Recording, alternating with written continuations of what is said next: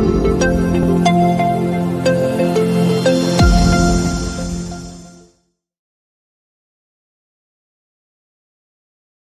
Friends, welcome to SPR media works. Etcherla assembly నియోజకవర్గం శ్రీకాకుళం జిల్లా శ్రీకాకుళం లోక్సభ నియోజకవర్గంలోని 7 అసెంబ్లీ సెగ్మెంట్లలో ఒకటి. ఈ నియోజకవర్గం 1967లో ఏర్పాటైంది. 2019 నాటికి ఈ నియోజకవర్గంలో మొత్తం 2,31,279 మంది ఓటర్లు ఉన్నారు. ఎచ్చెర్ల అసెంబ్లీ నియోజకవర్గం విషయానికి వస్తే శ్రీకాకుళం జిల్లాలోని మరో కీలక నియోజకవర్గం ఎచ్చెర్ల. ఉత్తరాంధ్రలో టీడీపీకి మంచి పట్టున్న నియోజకవర్గాల్లో ఎచ్చెర్ల ఒకటి. ఇక్కడ మొత్తం 18 సార్లు ఎన్నికలు జరగగా కాంగ్రెస్ 6 సార్లు, టీడీపీ 6 సార్లు, ఇండిపెండెంట్లు 5 సార్లు, వైసీపీ 1 సారి చొప్పున విజయం సాధించాయి. గత అసెంబ్లీ ఎన్నికలలో వైసీపీ అభ్యర్థిగా పోటీ చేసి గెలిచిన గొర్లె కిరణ్ కుమార్ ప్రస్తుతం ఈ నియోజకవర్గం యొక్క సిట్టింగ్ ఎమ్మెల్యే.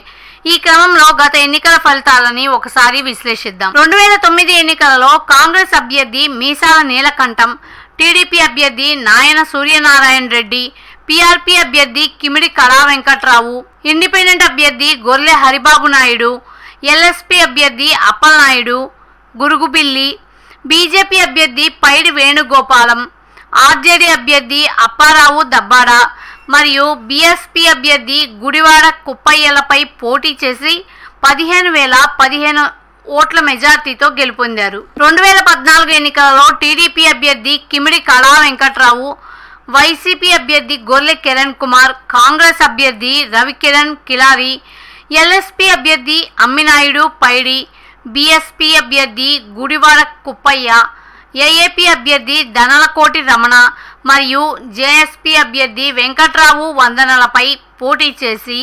4,741 ఓట్ల మెజార్టీతో గెలుపొందారు. 2019 ఎన్నికల్లో వైసీపీ అభ్యర్థి గొర్లె కిరణ్ కుమార్, టీడీపీ అభ్యర్థి కిమిడి కళా వెంకట్రావు, జేఎస్పీ అభ్యర్థి బాదన వెంకట జనార్దన్ రావు, కాంగ్రెస్ అభ్యర్థి కొత్తకోట్ల సింహాద్రి నాయుడు మరియు బీజేపీ అభ్యర్థి సూర్యప్రకాష్ రొక్కంలపై పోటీ చేసి 18,711 ఓట్ల మెజార్టీతో గెలుపొందారు. 2024 ఎన్నికల్లో వైసీపీ అభ్యర్థి గొర్లె కిరణ్ కుమార్, బీజేపీ అభ్యర్థి ఈశ్వరరావు నడుకుదిటిల మధ్య పోరు జరగనుంది. ప్రజాస్వామ్యం వర్ధిల్లాలన్నా, మన జీవితాలు తలరాతలు మారాలన్నా అది కేవలం ఒక్క ఓటుతోనే సాధ్యం. మనం వేసే ఓటు మన భవిష్యత్తును, రాబోయే తరాల మనుగడను నిర్ణయిస్తుంది. అంతేకాదు, మన ఓటుతోనే నవ సమాజం నిర్మితమవుతుంది, ఇంకా దేశ దిశ దశను మారుస్తుంది. ఓటు అనే 2 అక్షరాల పదం దేశ చరిత్రనే మార్చేస్తుంది. కేంద్ర ప్రభుత్వం జనవరి 25ను జాతీయ ఓటర్ల దినోత్సవంగా ప్రకటించింది. కుల, మత, ప్రాంత, లింగ, జాతి, భాష అనే భేదం లేకుండా దేశంలో నివసించే 18 సంవత్సరాలు నిండిన పౌరులు అందరికీ భారత రాజ్యాంగం ఆర్టికల్ 326 ద్వారా ఓటు హక్కును కల్పిస్తుంది. ప్రజాస్వామ్యాన్ని గౌరవించాల్సిన బాధ్యత ప్రతి పౌరుడిపై ఉంది. ప్రజాస్వామ్యానికి ఓటే పునాది. దేశ, రాష్ట్ర భవిష్యత్తును నిర్ణయించేది ఈ ఓటే. అలాంటి ఈ ఓటును డబ్బుకు, మద్యానికి అమ్ముకోకుండా భారత ప్రజాస్వామ్య పరిరక్షణ కోసం ప్రతి ఒక్కరూ